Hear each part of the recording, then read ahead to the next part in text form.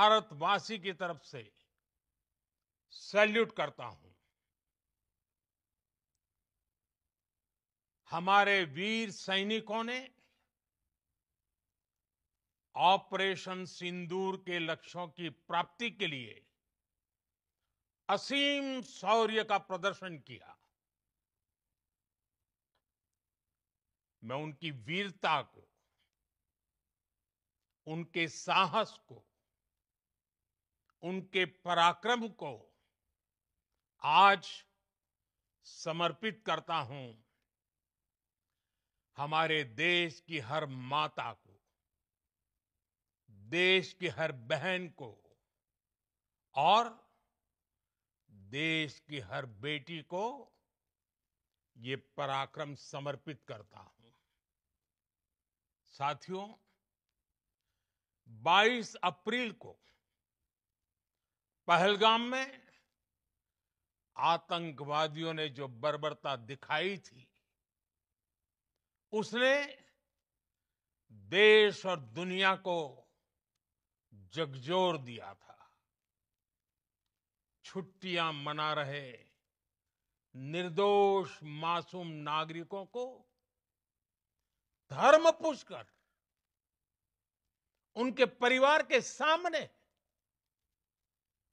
उनके बच्चों के सामने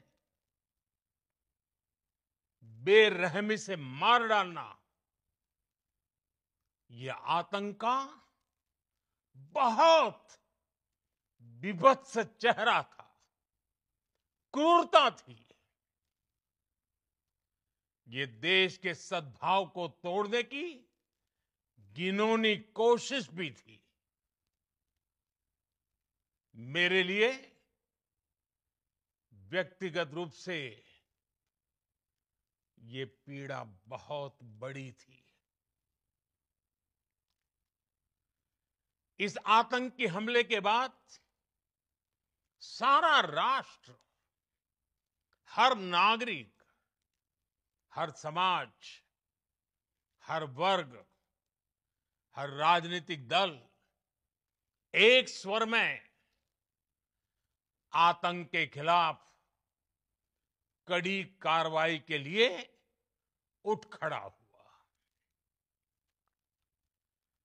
हमने आतंकवादियों को मिट्टी में मिलाने के लिए भारत की सेनाओं को पूरी छूट दे दी और आज हर आतंकी,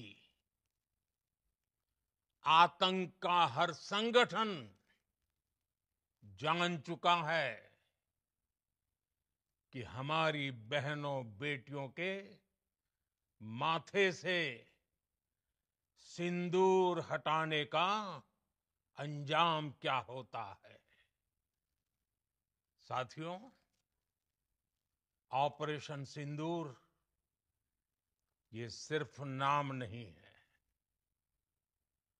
ये देश के कोटि कोटि लोगों की भावनाओं का प्रतिबिंब है।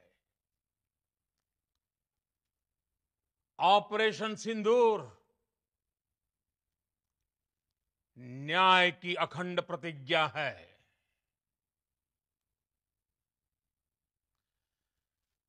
6 मई की देर रात, 7 मई की सुबह पूरी दुनिया ने इस प्रतिज्ञा को परिणाम में बदलते देखा है। भारत की सेनाओं ने पाकिस्तान में आतंक के ठिकानों पर, उनके ट्रेनिंग सेंटर्स पर सटीक प्रहार किया। आतंकियों ने सपने में भी नहीं सोचा था कि भारत इतना बड़ा फैसला ले सकता है। लेकिन जब देश एकजुट होता है, नेशन फर्स्ट की भावना से भरा होता है, राष्ट्र सर्वोपरि होता है तो फौलादी फैसले लिए जाते हैं, परिणाम लाकर दिखाए जाते हैं। जब पाकिस्तान में आतंक के अड्डों पर भारत की मिसाइलों ने हमला बोला, भारत के ड्रोन्स ने हमला बोला, तो आतंकी संगठनों की इमारतें नहीं बल्कि उनका हौसला भी थर्रा गया। बहावलपुर और मुरिद के जैसे आतंकी ठिकाने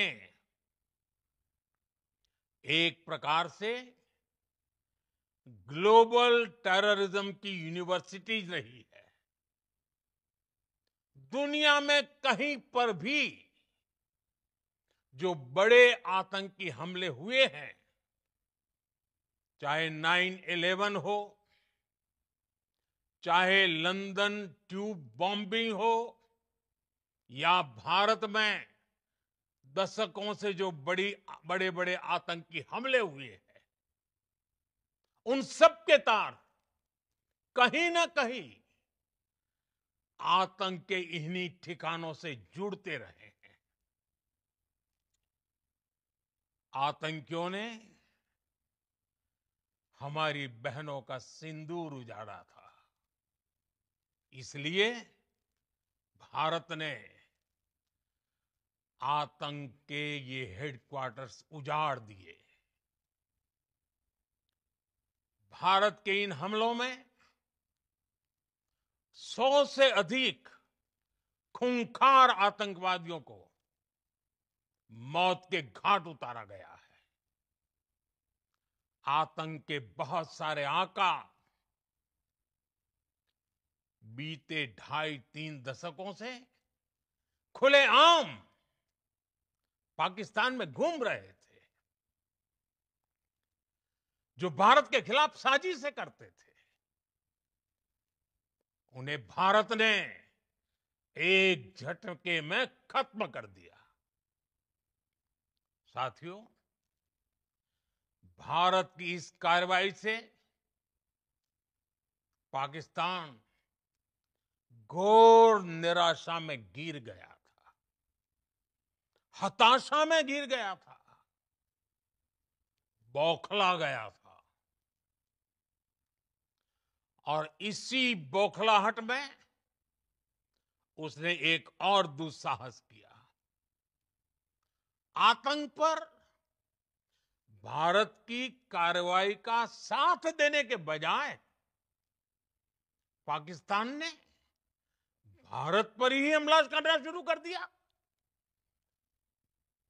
पाकिस्तान ने हमारे स्कूलों, कॉलेजों को, गुरुद्वारों को, मंदिरों को, सामान्य नागरिकों के घरों को निशाना बनाया।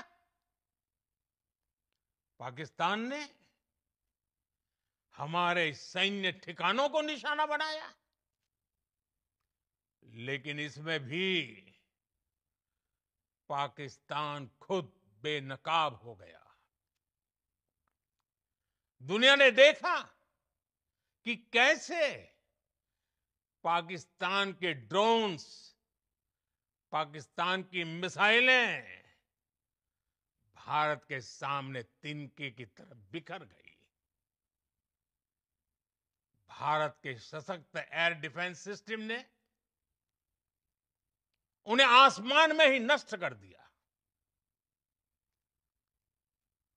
पाकिस्तान की तैयारी सीमा पर वार की थी, लेकिन भारत ने पाकिस्तान के सीने पर वार कर दिया। भारत के ड्रोन्स, भारत की मिसाइलों ने सटीकता के साथ हमला किया। पाकिस्तानी वायुसेना के उन एयरबेस को नुकसान पहुंचाया, जिस पर पाकिस्तान को बहुत घमंड था। भारत ने पहले 3 दिनों में ही पाकिस्तान को इतना तबाह कर दिया जिसका उसे अंदाजा भी नहीं था। इसलिए भारत की आक्रामक कार्रवाई के बाद पाकिस्तान बचने के रास्ते खोजने लगा। पाकिस्तान दुनिया भर में तनाव कम करने के लिए गुहार लगा रहा था और बुरी तरह पीटने के बाद इसी मजबूरी में 10 मई की दोपहर को पाकिस्तानी सेना ने हमारे डीजीएमओ को संपर्क किया। तब तक हम आतंकवाद के इंफ्रास्ट्रक्चर को बड़े पैमाने पर तबाह कर चुके थे। आतंकियों को मौत के घाट उतार दिया गया था। पाकिस्तान के सीने में बसाए गए आतंक के अड्डों को हमने खंडहर बना दिया था। इसलिए जब पाकिस्तान की तरफ से गुहार लगाई गई, पाकिस्तान की तरफ से जब ये कहा गया कि उसकी ओर से आगे कोई आतंकी गतिविधि और सैन्य दुस्साहस नहीं दिखाया जाएगा, तो भारत ने भी उस पर विचार किया। और मैं फिर दोहरा रहा हूं, हमने पाकिस्तान के आतंकी और सैन्य ठिकानों पर अपनी जवाबी कार्रवाई को अभी सिर्फ स्थगित किया है। आने वाले दिनों में हम पाकिस्तान के हर कदम को इस कसौटी पर मापेंगे कि वो क्या रवैया अपनाता है। साथियों, भारत की तीनों सेनाएं, हमारी एयरफोर्स, हमारी आर्मी और हमारी नेवी, हमारी border security force BSF, Bharat के अर्धसैनिक बल लगातार अलर्ट पर है। सर्जिकल स्ट्राइक और एयर स्ट्राइक के बाद अब ऑपरेशन सिंदूर आतंक के खिलाफ भारत की नीति है। ऑपरेशन सिंदूर ने आतंक के खिलाफ लड़ाई में एक नई लकीर खींच दी है, एक नया पैमाना, न्यू नॉर्मल तय कर दिया है। पहला, भारत पर आतंकी हमला हुआ तो मुंह तोड़ जवाब दिया जाएगा। हम अपने तरीके से, अपनी शर्तों पर जवाब देकर रहेंगे। हर उस जगह जाकर कठोर कार्रवाई करेंगे जहां से आतंक की जड़ें निकलती हैं। दूसरा,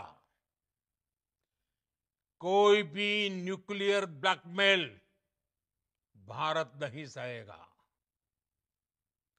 न्यूक्लियर ब्लैकमेल की आड़ में पनप रहे आतंकी ठिकानों पर भारत सटीक और निर्णायक प्रहार करेगा।